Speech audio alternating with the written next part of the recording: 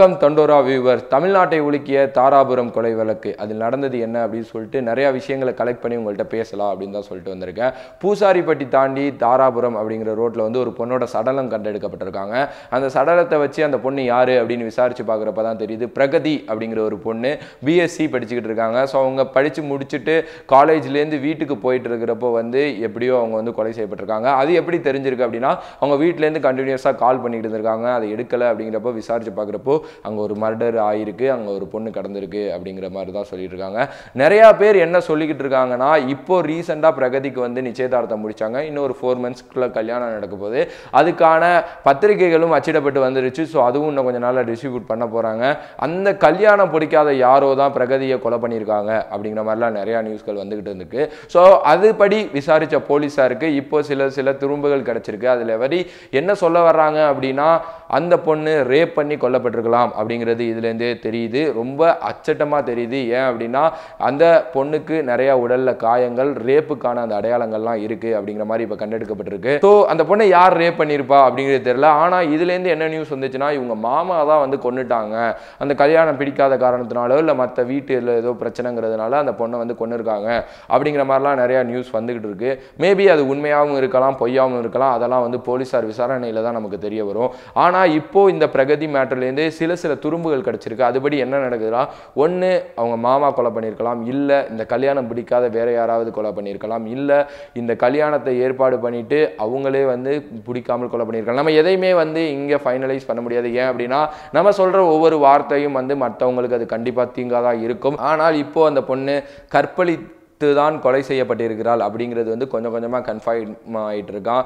So நான் இதுலேருந்து என்ன சொல்ல வர்றேன் அப்படின்னா, இப்போது ரீசெண்டாக வந்து தமிழ்நாட்டையே உலுக்கிய ஒரு சம்பவம் எது அப்படின்னா, பொள்ளாச்சி சம்பவங்கிறது நம்ம எல்லாருக்குமே தெரிஞ்ச விஷயம் தான். மறுபடியும் பொள்ளாச்சியில் இது மாதிரி ஒரு விஷயங்கள் நடக்கிறப்போ எல்லாரோட அந்த தப்பான பார்வையும் பொள்ளாச்சினாலே இப்படி தான் அப்படிங்கிற மாதிரி மாறிக்கிட்டு இருக்கு.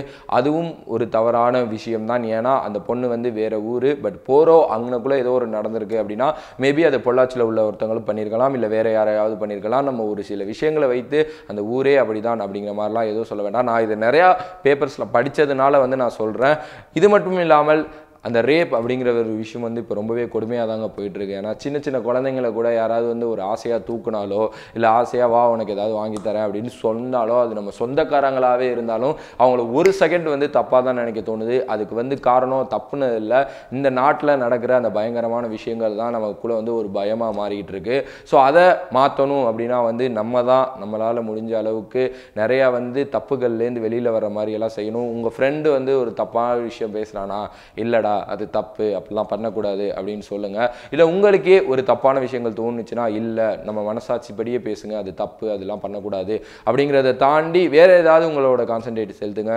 இப்போது இருக்கிற இளைஞர்கள் நினைத்தால் தான் இன்னும் கொஞ்சம் நாளத்தில் வந்து இந்தியா வந்து வல்லரசாக்கலாம் அப்படிங்கிற மாதிரிலாம் நிறைய பேர் சொல்லிகிட்டு இருக்காங்க. பட் இப்படியே போயிட்டு இருந்ததுன்னா வந்து இந்தியாவிலேருந்து தமிழ்நாடு அப்படிங்கிற ஒரு இடம் வந்து ரொம்பவே ஒரு வேறு மாதிரி ஆயிரும், ஒரு தப்பான ஒரு நோக்காயிரும். ஏன்னா ஆல்ரெடி செக்ஸ் அப்படிங்கிற ஒரு விஷயத்துலையும் டாப் ரேபிஸ்ட் இன் வேர்ல்டு அப்படிங்கிற ரேட்லையும் வந்து இந்தியா வந்து நம்பர் 2ல் இருக்குங்கிறது நமக்கு தெரிஞ்ச விஷயந்தான். அது ரொம்பவே ஒரு கேவலமான செயல் அப்படிங்கிறதும் நமக்கு தெரிஞ்ச விஷயந்தான். ஒரு சில பேர் பண்ணுற தப்புனால இது மாதிரிலாம் ஆகிட்டுருக்கு. ஸோ முடிஞ்ச அளவுக்கு உங்கள் கண்ணு முன்னாடி ஏதாவது நடந்தால் கண்டிப்பாக தட்டி கேளுங்க. ஸோ நான் இது மாதிரி பிரகதியோட விஷயங்களை வந்து இன்னும் நிறையா சேகரித்து உங்களால் முடிஞ்ச அளவுக்கு உங்கள்கிட்ட கொண்டாந்து சேர்க்குறேன். நம்மளோட சப்போர்ட் வந்து எப்போவுமே வந்து பெண்களுக்கும் இது மாதிரி பாதிக்கப்படுறவங்களுக்கும் இருக்கணும் அப்படின்னு சொல்லிட்டு நான் அந்த வீடியோவை பிடிக்கிறேன். உங்களுக்கு இது மாதிரி நிறையா பொலிட்டிக்கல் சட்டையர்ஸ் அது இது மாதிரி விஷயங்கள்லாம் தெரியணும் கண்டிப்பாக கண்டோராவை வந்து சப்ஸ்கிரைப் பண்ணி வச்சுக்கோங்க. மேலும் பல நோட்டிஃபிகேஷன், அதாவது உடனடியாக நோட்டிஃபிகேஷனுக்கு வந்து பெல் ஐக்கானை கிளிக் பண்ணுங்கள். இந்த வீடியோ உங்களுக்கு பிடிச்சிச்சுன்னா லைக் பண்ணுங்கள், ஷேர் பண்ணுங்கள். மறக்காமல் நான் சொன்ன மாதிரி கண்டோராவை சப்ஸ்கிரைப் பண்ணுங்கள்.